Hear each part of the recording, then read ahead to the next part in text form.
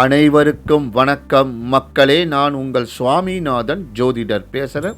இன்றைக்கு நம்ம யூடியூப் சேனலில் பதஞ்சலி சித்தரின் வழிபாடு மற்றும் சிறப்புகளை பற்றி இந்த பதிவில் சொல்ல போகிறேன்.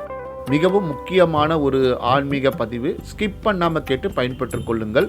அதற்கு முன்னாடி நம்ம யூடியூப் சேனலை யாரெல்லாம் சப்ஸ்கிரைப் பண்ணலையோ சப்ஸ்கிரைப் பண்ணுங்க, ஷேர் பண்ணுங்க, லைக் பண்ணுங்க.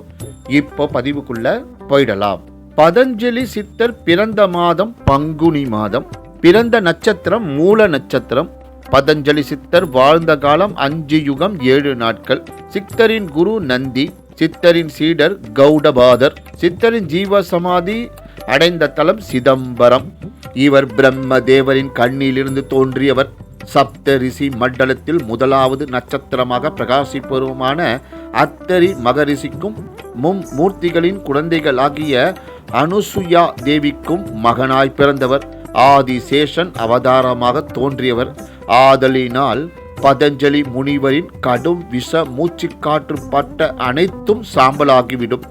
எனவே இவர் தன் சீடர்களுக்கு அசரீரியாகவே உபதேசம் செய்தவர். 1000 கால் மண்டபத்தில் அமர்ந்து தாம் இயற்றிய வியாக்கரண சூஸ்திரம் என்னும் நூலை தம்முடைய சீடர்களுக்கு நேருக்கு நேராய் உபதேசிக்க எண்ணினார். கௌடபாதர் என்ற சீடர் மட்டும் பதஞ்சலி முனிவர் ஏவிய பணிக்காக வெளியே சென்று விடுகிறார்.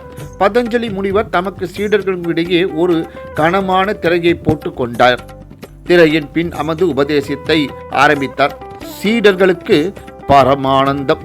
இத்தனை நாள் அசரீரியாக ஒலித்த குருவின் குரலை பக்தர்கள் கேட்டு மகிழ்ந்தனர். பதஞ்சலி முனிவரிடமிருந்து வந்த கருத்து மழையில் திக்கு முக்காடிய சீடர்களுக்கு இந்த கம்பீரமான குரலுக்குரிய குருநாதரின் திருமுகத்தை திரை நீக்கி பார்த்துவிட வேண்டும் என்ற ஆவலாம். திரையை பிடித்தெடுக்க அடுத்த கணம் ஆதிசேஷனின் கட்டும் விஷக்காற்று தீண்டி அங்கிருந்த அத்தனை சீடர்களும் எரிந்து சாம்பலாகினர். முனிவர் பயந்தது நடந்தது.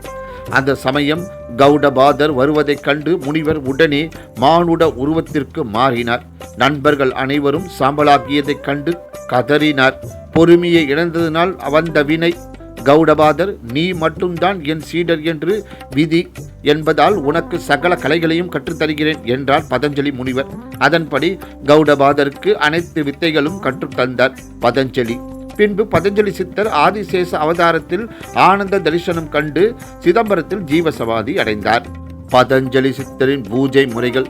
தேக சுத்தத்துடன் அழகிய சிறு பலகையில் மஞ்சளினால் மெழுகி அரிசி மாவினால் கோலமிட்டு அப்பலகையின் மேல் பதஞ்சலி முனிவரின் திரு உருவ படத்தினை வைக்க வேண்டும். படத்தின் முன்பாக அலங்கரிக்கப்பட்ட திருவிளக்கினை வைத்து நல்லெண்ணெய் ஊற்றி பஞ்சித்திரி போட்டு 2 முக தீபம் ஏற்ற வேண்டும்.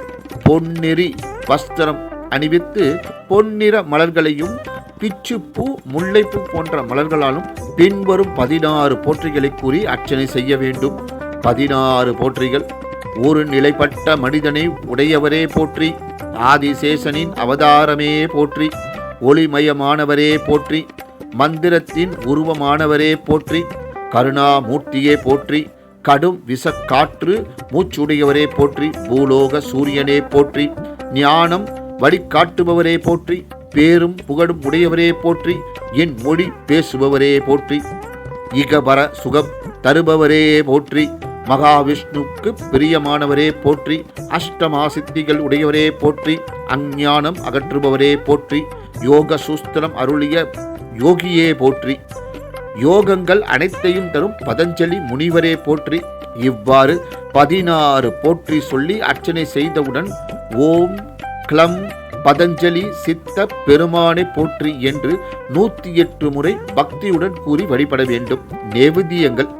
இளநீர், கடுக்காய், தண்ணீருடன் தேன் கலந்த தீர்த்தம், பசும்பால், வாழைப்பழம் போன்றவை நிறைவாக தீபார்த்தனை செய்ய வேண்டும். பதஞ்சலி முனிவரின் பூஜையின் பலன்கள். ஜாதகத்தில் உள்ள வியாழ கிரக தோஷம் நிவர்த்தி உண்டாகும். குடும்ப ஒற்றுமை உண்டாகும். செல்வம் பெருகும். மகிழ்ச்சி உண்டாகும். எலும்பு சம்பந்தப்பட்ட வியாதிகள் குணமடையும். நன்மக்கள் பேர் உண்டாகும். கல்வி கலைகளில் சிறந்து விளங்குவார்கள். தடைகள் நீங்கி எல்லாவற்றிலும் வெற்றி உண்டாகும். உஷ்ணம் சம்பந்தப்பட்ட நோய்கள் விலகும். எல்லா நலன்களும் சூழ இன்புற்று வாழ்வார்கள்.